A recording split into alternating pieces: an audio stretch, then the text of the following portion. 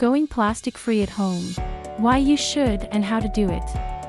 Why should we create a plastic-free home? We often hear about the dangers of plastic pollution and why we shouldn't use plastic at home. Well, hearing such statements is one thing, but we really have to understand why before we can fully commit to the no plastic transition. This is why it's essential to learn why you should say no to plastic at home, as well as learn about accessible alternatives to plastic. So, let's get into this. Why plastic is not the way to go. Let's start with the why here. There are multiple reasons why people can and should refuse plastic and transition to a plastic-free home. Here are just some of those reasons.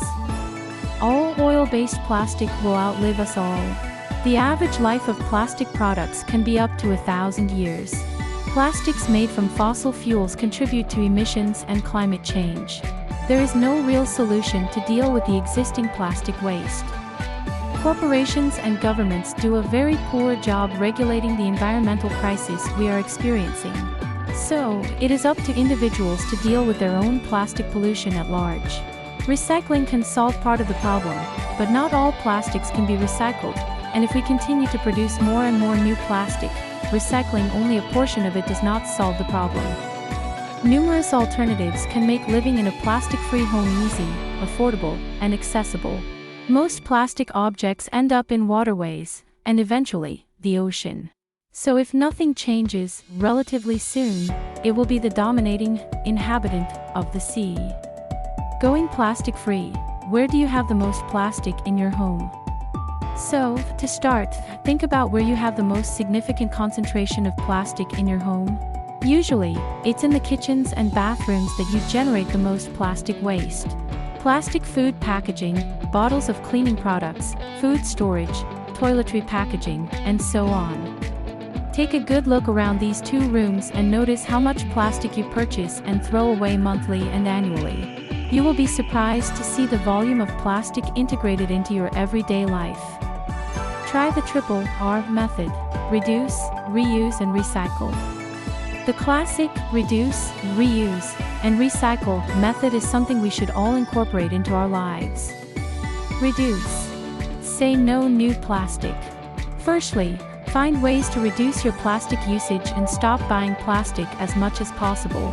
For example, choose alternative food packaging, shop at local food markets, and avoid plastic bags whenever possible.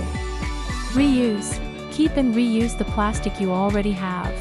The second lesson is that we shouldn't hurry to throw away all the plastic containers and other plastic products at home.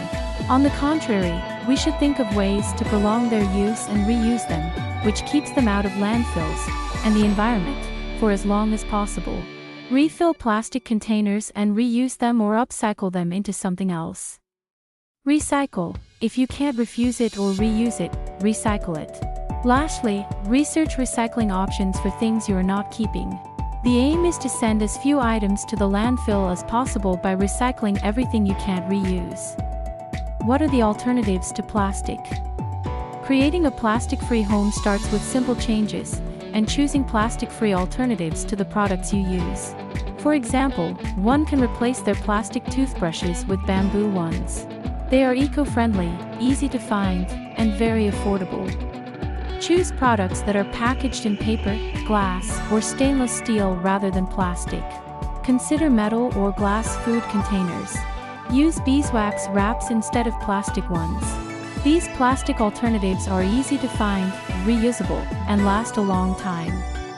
In fact, most plastic-free options are also perfect for sustainable living, as they will serve you for years and years. They're also made with recyclable or biodegradable materials, so when you need to finally dispose of them, they are not bad for the environment. The bottom line: developing new habits is always challenging at first. Yet, sustainable living in a plastic-free home are easy to achieve with good preparation and motivation. You just need to start somewhere. Build a better understanding of how such a lifestyle can benefit not just the environment but your household and budget. See the alternatives you can use in your home. Declutter your house, make better buying decisions, and find recycling services in your area. It won't take long, but what a difference it can make in the long run.